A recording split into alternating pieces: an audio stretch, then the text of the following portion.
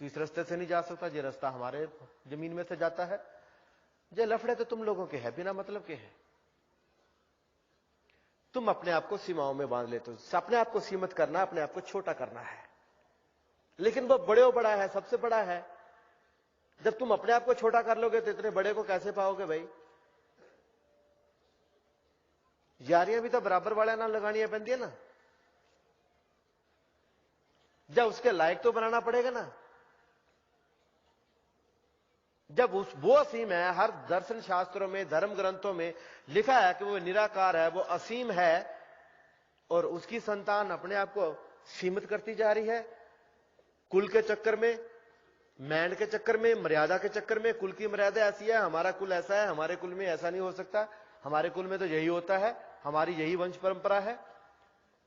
तुम अपने आप को सीमित कर रहे हो, एक भक्त को बांध रहे हो संसारिक रीति रिवाजों में, लेकिन वो सब तोड़ देगा। फिर उसे तुम कुछ भी बोलो, पागल बोलो, बेवकूफ बोलो, दीवाना बोलो, कुछ भी बोलो उसे, वो तुम्हारे ऊपर है। इन सीमाओं को गिराओ। मैं हिंदू हूं, मैं सिख हूं, मैं मुसलमान हूं, नहीं। मैं ईसाई हूं, नहीं। मैं बौद्धी हूं, नहीं होगा। ये जो हमने अपनी पहचान बना ली है ना धरती पे, इसके कारण तो बहुत ही झमेले हुए हैं धरती पे, और हो भी रहे हैं। जब तुम कुछ बनोगे, मैं हिंदू हूं, मैं सिख हूं, मैं मुसलमान हूं, मैं ये हूं, मैं वो हूं, तो हम अलग हैं, सीमा में बांध लिया अपने आप को। बुल्ले शाह जी का एक वाक्य है, उनकी जीवनी में एक घटना घटती है। कुल्ली में रहते थे, 2-4 चेले थे, तो चेले उनके कुल्ली के बाहर बैठे हुए हैं, गाजरे खा रहे हैं। तो वहां से 2-4 मुसलमान भाई गुजर रहे हैं, उनके रोजे चल रहे हैं मुसलमान भाइयों के। तो वो देखते हैं कि रोजे चल रहे हैं और ये गाजरे खा रहे हैं, ये चक्कर क्या है? तो वो बोलते हैं चलो इन चल के पूछते हैं। तो वो आके पूछते हैं, भाई तुम गाजरे खा रहे हो? वो बोलते, चेले बोलते हाँ जी। बोलता तुमने रोजे नहीं रखे? बोलते नहीं जी। तुम मुसलमान हो? चेले बोलते हाँ जी। बस इतना सुनना था कि उनकी खातिरदारी कर दी उन्होंने, लात घूसों से खूब पीटा चेलों को। मुसलमान होके रोजे नहीं रखते, खूब धुनाई कर दी। और चेले शोर मचा रहे हैं, गुरुजी बचाओ, गुरुजी बचाओ। गुरुजी बाहर नहीं आ रहे। जब चेलों की होगी खूब धुनाई, तो इन मुसलमान भाइयों ने सोचा अभी इनके गुरु को भी देखते हैं। तो कुल्ली के अंदर गए तो बुल्ले शाह जी बैठे हैं। तो वो बुल्ले शाह को बोले, तुम कौन हो? बुल्ले शाह बोला, क्या तुम मुसलमान हो? सोचे मुसलमान भाई बोले कि ये तो ऐसे पागल सा दिखाई देता है, ना बोलता है ना सुनता है, छोड़ो। चले गए। चेले अंदर आए, बोले गुरुजी को देखते हैं कि कुछ क्या हुआ गुरुजी का भी। बोले गुरुजी आपको कुछ नहीं हुआ? बोले नहीं। बोले हमें तो बहुत मार पड़ी। बोले साहब बोला अच्छा। बोले साहब बोले तुमसे कुछ पूछा था? बोले हां जी। बोले क्या पूछा था? बोला उन्होंने पूछा कि मुसलमान हो? हमने बोला हां। बस उसके बाद तो और कुछ नहीं पूछा।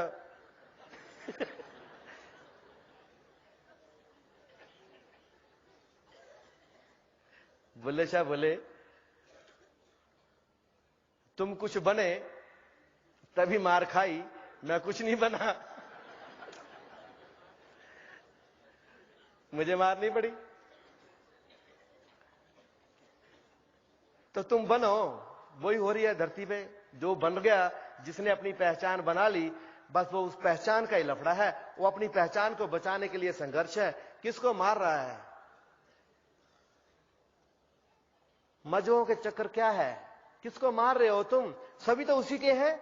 एक और तो गुरुओं की शिक्षा की एक नूरते सब जग उपजिया, कौन भले कौन मंदे। तो ना तो हिंदू मंदा हो सकता है, ना मुसलमान मंदा हो सकता है, ना सिख मंदा हो सकता है, ना ईसाई मंदा हो सकता है, ना जैन बौद्ध, कोई भी बोलो, कोई मंदा नहीं हो सकता।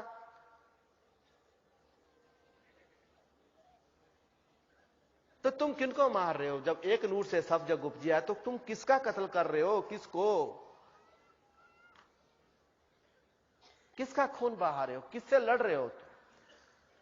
इसका मतलब गुरुओं की वाणी पे अभी ध्यान नहीं गया, गुरुओं की वाणी अभी अंतर में उतरी नहीं। इधर से सुन के इधर से निकली जरूर है, जब कंठस्थ हो गई है, रट ली है, बहुत शुद्ध उच्चारण हो रहे हैं।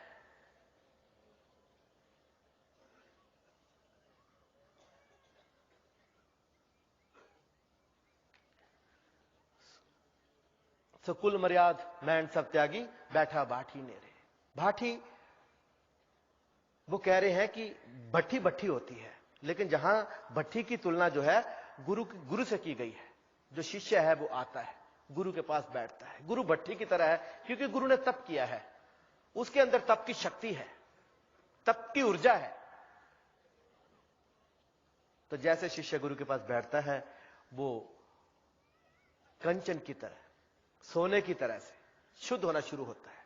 उसके विकार, जैसे सोना तपता है ना आग में, तो उसके विकार जो है, उसके दोष वो मिटने शुरू हो जाते हैं, फिर वो शुद्ध हो जाता है। ऐसे ही जब शिष्य गुरु के पास बैठता है तो शुद्ध होता है, उसके विकार जाने शुरू हो जाते हैं। जो बुल्ले शाह ने किया, कुल मर्याद मैंड सब त्यागी, उसने भी अपने कुल की चिंता नहीं की, उसको भी बहुत समझाया। बुल्ले नु समझावन आई है, थानू मैं दस्या ना थोड़ी देर पहले, सबने समझाया उसको। बुल्ले ने तो बड़े बड़े काम किए, वो तो सलवार पहन के, कमीज पहन के, वो तो कंजरियों के साथ नाचा भी गुरु को खुश करने के लिए।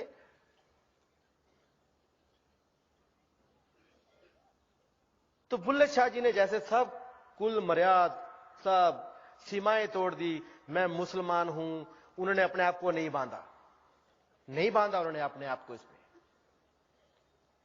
इसलिए तो वो कहते हैं, ना मैं मंदिर विच मसीता, ना मैं विच कुफर दियां रीता, ना मैं जागण ना विच सोन, बुलिया की जाना मैं कौन।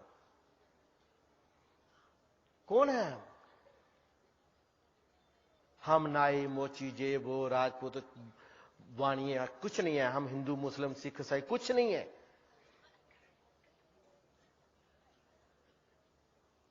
हम सिर्फ उसके बंदे हैं, उसके अंश हैं। तो उन्होंने सारी मर्यादाएं तोड़ दी। उन्होंने नहीं कहा कि मैं मुसलमान हूं।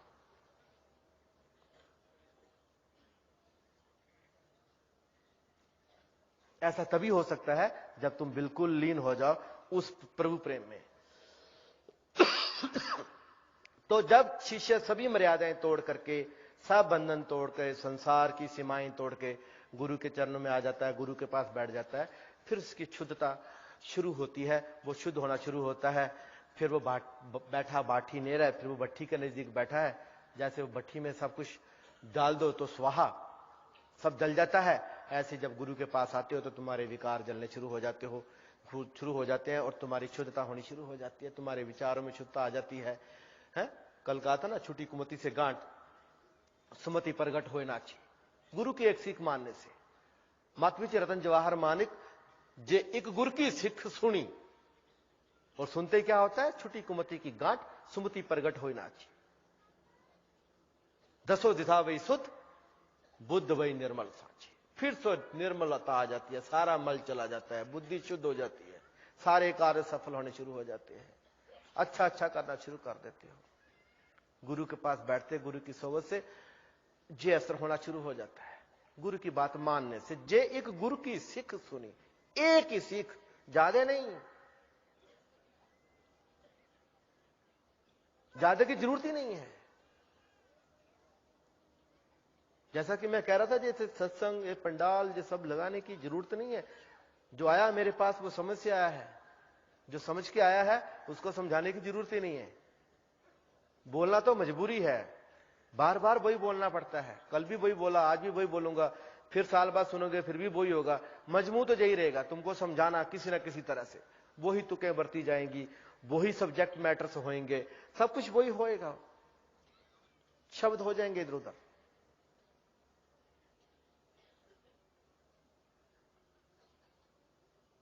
तो जो समझदार है उसको समझाने की जरूरत नहीं है, और जो बेवकूफ है उसको भी समझाने की जरूरत नहीं है। बोलना तो बेकार है, बोलने की जरूरत ही नहीं देखा जाए तो। या तो समझदार बैठे हैं या बेवकूफ बैठे हैं, दोनों स्थिति में मुझे बोलना नहीं चाहिए, लेकिन बोल रहा हूं। 2 घंटे हो चले हैं, लेकिन और लंबा जाएगा।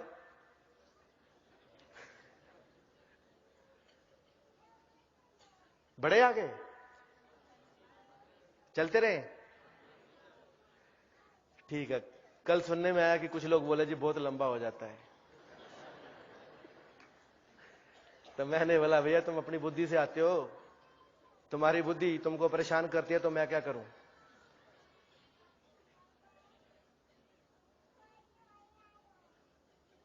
यहां तो सुनने के लिए वही आए जिनका जिसको बोलते ना कि घर खाली हो गया, बुद्धि का अकल का घर खाली। आशिक आते हैं ना, मैंने कहा ना, सच्चे आशिक नहीं जाते। जेड़े होने सच्चे आशिक उन्हें नहीं पच जाना। तो फिर एक आशिक दूसरे आशिक के पास बैठ के फिर वो घड़ी नहीं देखता है। अगर कोई घड़ी देख रहा है तो मेरे से उसका प्रेम नहीं है, उसका ध्यान कहीं और है, इसलिए उसको लंबा लग रहा है। और शायद बीच में भीड़ में बैठा हो, निकले का चांस भी नहीं मिल रहा हो।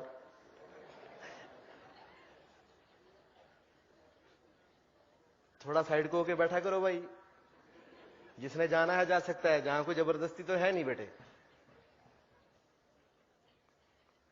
तो अपने पास तो वही आए, कहते ना गल सच्ची कहन लगे कह दईए, गल सच्ची करन दे विच सवाद हुंदा, गल इश्क दी जदों असी करदे हां कहंदे इश्क बड़ा ना मुराद हुंदा। ਇਹ ਤੇ ਕੁੱਲੀ ਤੇ ਕੱਖ ਕੁਛ ਛੱਡਦਾ ਨਹੀਂ, ਪਰ ਨਾ ਮੁਰਾਦ ਆਸ਼ਿਕ ਦੀ ਇਸ਼ਕ ਮੁਰਾਦ ਹੁੰਦਾ।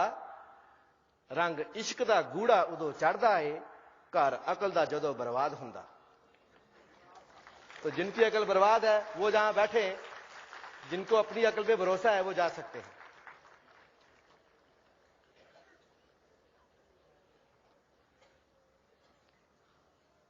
अपनी अकल से तो तुमने सारे बिखेड़े खड़े कर रखे हैं, ये तो तुम भी जानते हो।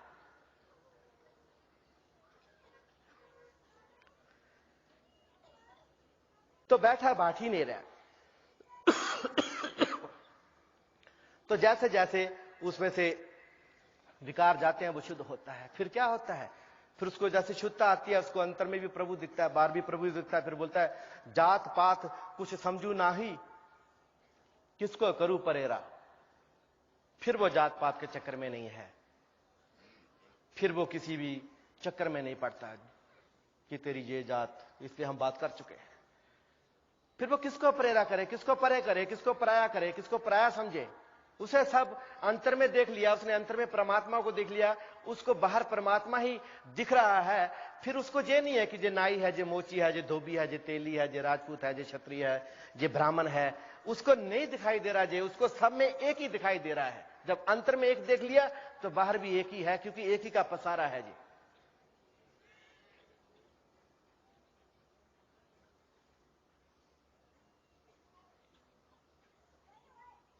फिर जात पात नहीं, फिर वो किसको दूर करे, किससे लड़ाई झगड़ा करे, किसका विरोध करे, किससे नफरत करे, वो ऐसा कुछ नहीं कर सकता, किसी को पराया नहीं समझ सकता। फिर वो सभी उसको एक ही दिख रहा है, जो अंतर में दिख रहा है वही उसको बाहर दिख रहा है।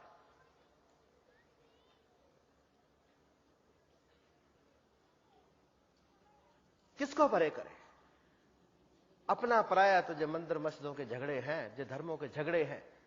वरना भगत के लिए तो जो अंतर में चला गया उसके लिए बाहर सभी एक जैसी है, वो इनमें लफड़ों में नहीं पड़ता। किसकी जात, जात पात को समझू नहीं, किसकी जात की बात कर रहे हो। मेरी जात क्या है, मेरी जात जो मेरे बाप की जात, मेरे पिता की जात, जिस खानदान से हूं मैं। तुम्हारा खानदान क्या है, हम सभी तो उस परमपिता के बच्चे हैं, उसी के अंश हैं। तो हमारी जात भी तो वही है जो उसकी जात है।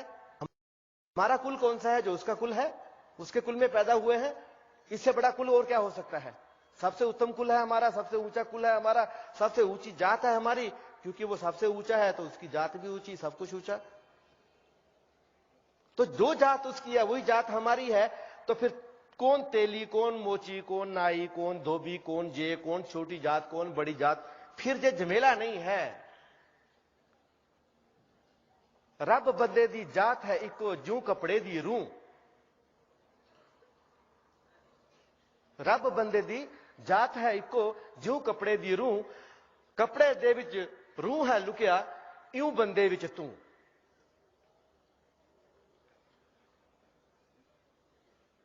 हमारी जात जो परमपिता की जात है, हम सबके अंदर वही है।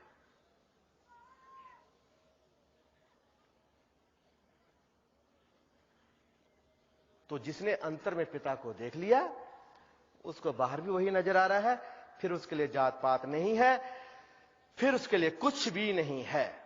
फिर वो किसी को पराया नहीं समझता, सब उसको अपना ही लगता है। फिर बोलता है मैं किसको दूर करूं, किससे नफरत करूं, किससे झगड़ा करूं, किससे द्वेष करूं। नहीं, सब वही है, सब एक ही है। एक नूर ते सब जग उपजिया, एक ही नूर सबके अंदर, एक ही ज्योत सबके अंदर, एक ही के अंश सब वही है। फिर कोई अपना नहीं, कोई पराया नहीं, कोई छोटा नहीं, कोई बड़ा नहीं, कोई ऊंचा नहीं, कोई नीचा नहीं। देखो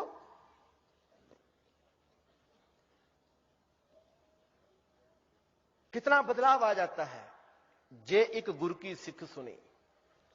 ये जो है ना ऊंच नीच भेदभाव जाति धर्म के, ये तो छोटी छोटी बातें हैं, ये तो कुमति की बातें हैं, दुर्मति।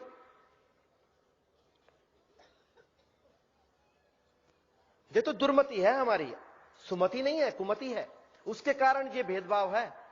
लेकिन जैसे ही गुरु की सीख सुनते ही सुमति प्रगट हुई नाची, बस सुमति प्रगट होगी, सब दसों दिशा वही शुद्ध। फिर सब शुद्ध ही शुद्ध है। फिर कोई मलिन नजर नहीं आता, कि फिर कुछ छोटा नजर नहीं आता, फिर कोई बड़ा नजर नहीं आता, क्योंकि सबके अंदर एक ही है, सबके अंदर वही बड़ा ही है। बड़े बड़ा बैठा है, सबसे बड़ा बैठा है, तो छोटा कौन है? कोई छोटा नहीं है।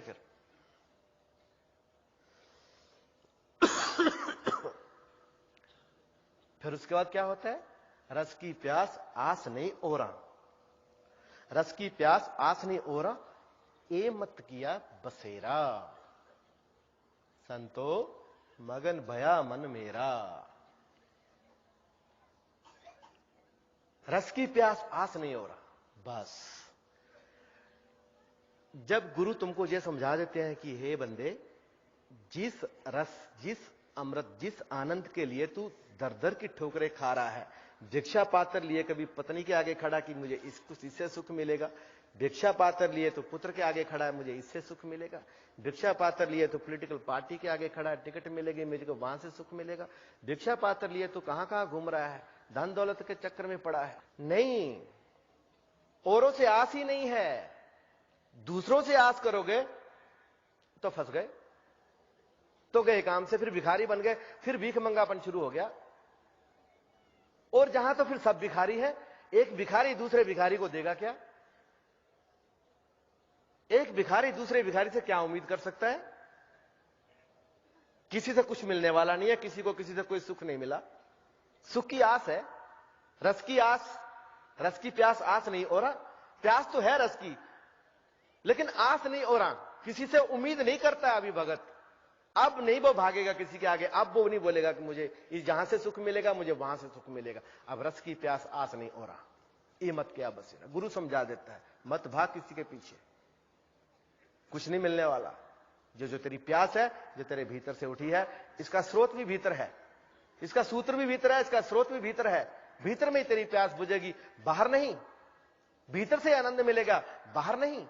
सच्चा आनंद भीतर में है, बाहर नहीं। बाहर की वस्तु में आनंद आ सकता है, लेकिन मन उब जाता है, जल्दी उब जाता है। जो आज हमारे पास है उसे हमारा मन उब जाएगा। अभी हमारा मन किसमें है? जो हमारे पास नहीं है। अब उसकी गिनती हो रही है जो हमारे पास नहीं है, उसकी गिनती भूल गए जो हमारे पास है। लेकिन कल तक इसकी गिनती थी, क्योंकि ये कल तक हमारे पास नहीं था, तब जो हमारी लिस्ट में था मोस्ट वांटेड में। आज आ गया तो मोस्ट इग्नोर्ड, अभी दूसरा है जो नहीं है हमारे पास, उस पे ध्यान है, उस पे मन अटक गया अभी।